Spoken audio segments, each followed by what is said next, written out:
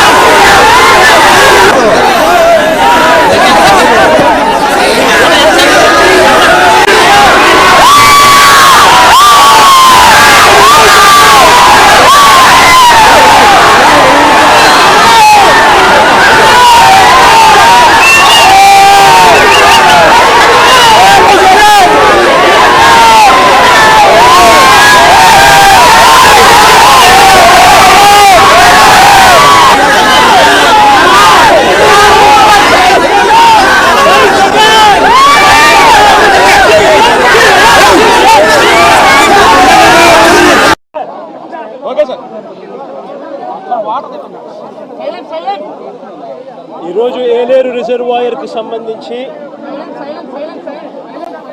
ఇక్కడ జరిగిన పరిణామాలు, ఇక్కడ జరిగిన రిజర్వాయర్కి సంబంధించిన రెగ్యులేషన్ కూడా ఒకసారి గమనించినట్టయితే మళ్ళీ మనందరికీ కూడా గుర్తుకొచ్చేది ఏమిటి అని అంటే, సాక్షాత్తు గతంలో మనం ఏదైతే చూసామో విజయవాడ ఏ మాదిరిగా అయితే అతలాకుతలమైందో అదే రకమైన మోడస్ ఆపరాండా, అదే రకమైన నిర్లక్ష్యం ఈరోజు ఏలూరు రిజర్వాయర్కు సంబంధించిన వాటర్ మేనేజ్మెంట్ పరిస్థితి చూసినా అంతే అదే గుర్తుకొస్తుంది. కారణం ఏమిటి అని అంటే,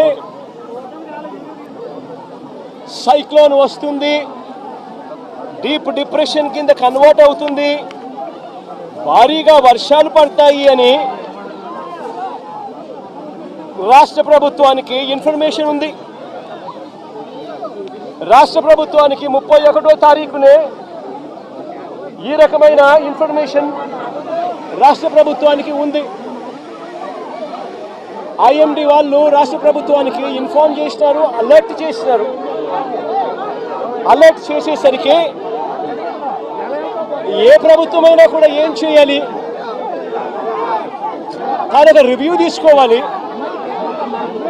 చీఫ్ సెక్రటరీని పిలిపించాలి, ఇరిగేషన్ సెక్రటరీని దాంట్లో భాగస్వామ్యం చేయాలి, ఏ ప్రాంతాల్లో వర్షాలు పడతాయి అని ఇన్ఫర్మేషన్ మనకున్న నేపథ్యంలో ఆయా జిల్లా కలెక్టర్లను కూడా వీడియో కాన్ఫరెన్స్లలో భాగంగా తీసుకోవాలి. ఆయా ఏరియాలకు స్పెషల్ కలెక్టర్లను, స్పెషల్ ఆఫీసర్లను, ఐఏఎస్ ఆఫీసర్లను మళ్ళీ పంపించాలి. రెవెన్యూ సెక్రటరీ కూడా పార్టిసిపేట్ చేయాలి, హోమ్ సెక్రటరీ కూడా ఆ రివ్యూలో పార్టిసిపేట్ చేయాలి. అలా చేసినప్పుడు ఇరిగేషన్ సెక్రటరీ కలెక్టర్లతో తాను మమేకమైపోయి ఏలేరు రిజర్వాయర్లో ఏ స్థాయిలో నీళ్లు ఉన్నాయి, వర్షాలు ఏ స్థాయిలో పడబోతా ఉన్నాయి, ఏ స్థాయిలో నీళ్ల ఇన్ఫ్లో రాబోతా ఉంది, వచ్చేది ఏలేరు రిజర్వాయర్లో పడినప్పుడు ఆ ఏలేరు రిజర్వాయరు